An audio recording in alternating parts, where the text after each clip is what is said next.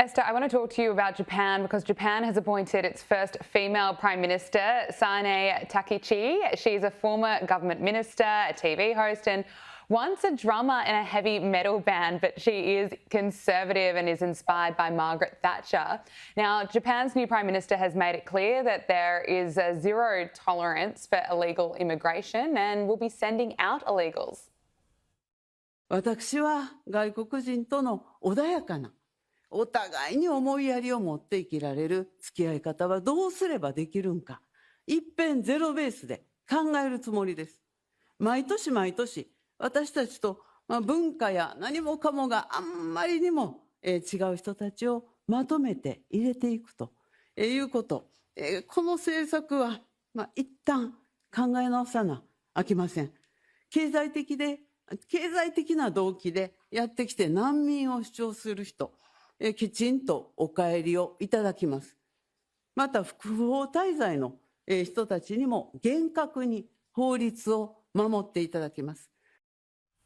Esther, her first diplomatic test will come in a few weeks when she hosts President Donald Trump in Tokyo. And I do want your thoughts on Japan's new Prime Minister, but I also have to get your thoughts on the leftist media's reaction to this in meltdown that a conservative has become Japan's first female Prime Minister. This is the headline on an ABC News article. Sane Takaichi becomes Japan's first female PM, but some say it is not a win for women. And of course, this article has been written by a man, ABC's North Asia correspondent James Oaten, and this article attacks her conservative values. It goes on to say that her staunch conservative values has promoted traditional family structures. She supports current laws that prohibit married couples from having different surnames. She also opposed laws that would allow a woman to become an emperor. And they have featured this so-called political expert from Sophia University, Tina Burrett, in this article, who said it's almost like she's popular despite her gender rather than because of it. Esther, imagine that. Imagine becoming popular or earning your spot despite your gender. I know, it's almost incredible. It almost looks like equality, which these people, I'm sure not too long ago, were bleating on about.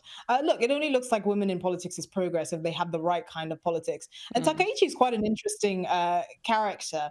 I mean, she's kind of centered herself recently in her politics. But if you look at the particularly on immigration that she's speaking of, in a country of about 124 million, you only have an estimate about just over 70,000 documented illegal immigrants, most of whom come from Vietnam and China and Thailand. But it's the frankness with which she talks about it, not making it a racial issue, not saying, like many people like to paint her as a far-right fascist or anything, just saying, if you break the law or if your way of life is not compatible with ours, you will not be allowed to stay. She's even talking about, tackling the asylum system, which Japan's asylum system is far from abused. They have a less than 1% acceptance rate. But it's clarity of saying, if this doesn't serve Japanese society, we will not accept it. Even if, and I'm sure when they get to cracking down on this illegal immigration, they end up rounding up about 100 people a year, if that. Even if that's all that matters, it's the principle of being able to have these discussions openly and say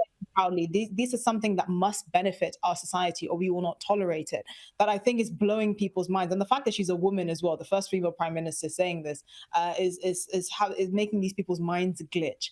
And I think in the West, I wish we could have these sorts of frank conversations. What is Western identity? What kind of immigration benefits our society? What should we tolerate? What should we accept?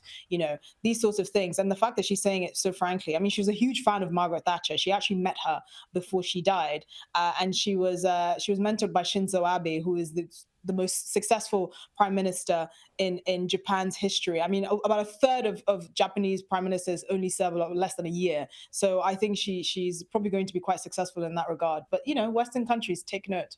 Absolutely. Well, someone who's not messing around when it comes to immigration is Reform UK leader Nigel Farage. And the latest polling by YouGov shows that if an election was being held today, Reform would win. The poll has Reform at 26%, Labor at 20% and Tories at 17%. So a very clear lead. But this, of course, comes as Britain's immigration policy is failing. I mean, there are countless examples. Just today, Esther, it's been revealed that an Iranian man who was sent back to France under this one in, one out scheme, has returned to the UK on a small boat, Esther. It's just showing that this one in, one out policy isn't working. Well, you know what's even more hilarious? The government is saying that this scheme has successfully sent back 45 individuals, although it's not no longer a success if we know that they can come back. Meanwhile, 11,000 people have crossed Yeah. the channel in the last few months. You really couldn't make it up. It would be funny if it wasn't so depressing. And you have to wonder why reform is leading in the polls. And this is a lead that I suspect is probably going to calcify. We're a few years away from an election, and when they're this far out, you have local elections going on in May next year, which reform is probably going to completely destroy the Labour Party, which has never lost Wales, for example, since the devolved parliament was established.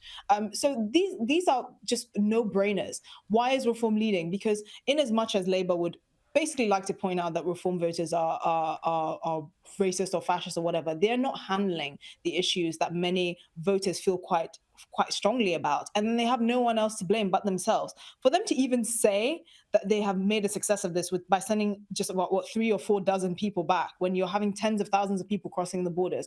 Kemi Badenoch said, so do we get 2 people sent back to France because this guy has come in twice? It's laughable. It's a joke now. Yeah, as you say, it'd be funny if it wasn't so depressing. The numbers are absolutely outrageous.